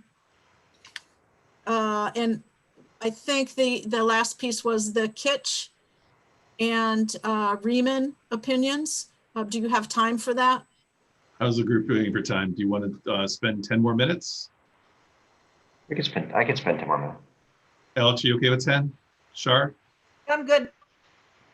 I'm a little challenged, but we'll play it by ear. We hear you doing fine. All right. Yeah, we'll plan to conclude our business in 10 minutes. Julie, if you want to review the opinions, and then we'll end today's meeting with resetting up our next agenda. Okay, so we can go through this relatively quickly. Kitsch sent over a memorandum about his conversation with Nate Balderman at Riemann. And he says, in short, while the decision could go either way, they appear to be leaning in the direction of not treating ROCF as a component unit. So what this means is the city can treat ROCF as a fiduciary agency fund 701 and not a special revenue fund. So then he went on to talk about some backup documentation about where they're coming up with this opinion, and a couple things we may want to look into because of the home rule city. And then also the, as a 701, there was a concern that the city giving ROCF the accounting assistance and the executive director staff assistance would go against a city not being able to give away to charity. And in Kitsch's opinion, in this letter, in this memo, which I will send to you all so you can read it yourselves, he doesn't feel like it's an illegal donation. So he thinks that there are two ways to consider this. There's a financial way and then there's a legal way. And he doesn't think that the legal way is going to be an issue for us. Okay, so I hope that was clear. Again, I will send this to you. So then he went on to- included it. Pardon me? It was included in the meeting packet. Oh, okay. All right. And then I think the one from Nate, which is only a day old or so, was not in there. Okay. So then he goes on to say that he wanted to wait for Nate Balderman to send his opinion. And that's where he left it. So that said, Nate sent his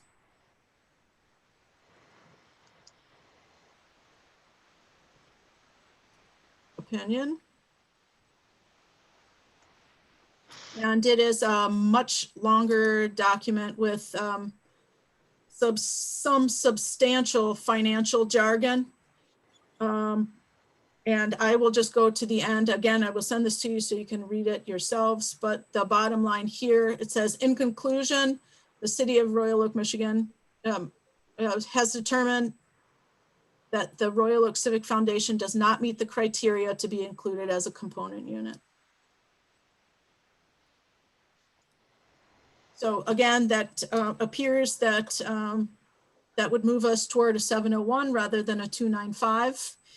And where we stand right now from the city manager is that I need to submit this documentation to the interim city attorney for review and to the finance department. And then we will come back together in January or so and work to complete this issue. I have the document. I've been reviewing it. Okay. All right, great. Okay. That provides a lot of clarity. That's good. Mhm.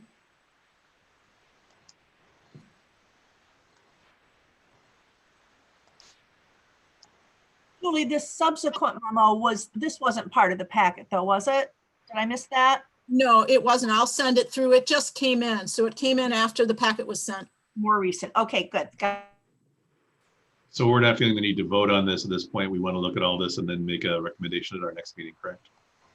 Well, yeah, I think the city manager or the city manager through the city attorney's office will come back to us with, you know, however we're going to move forward, whatever the next steps are.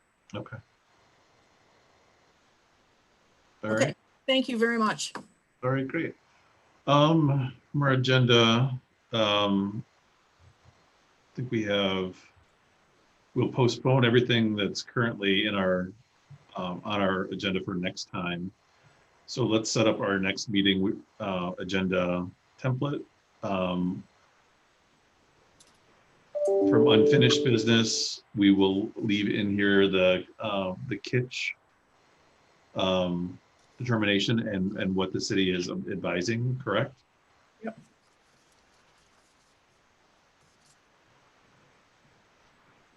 We will leave an unfinished business next, the update on the video. And Julie, if you find that there's something that does, it'll be done sooner than our next meeting in a month from now, please let us know, maybe via email. Okay. Under new business, we'll keep third-party fundraising policy. I will send that out to the group for their review and discussion.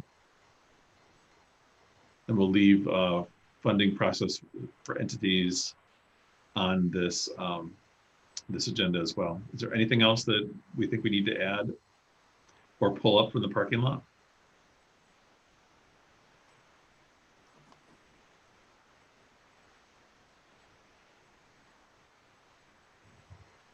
All right.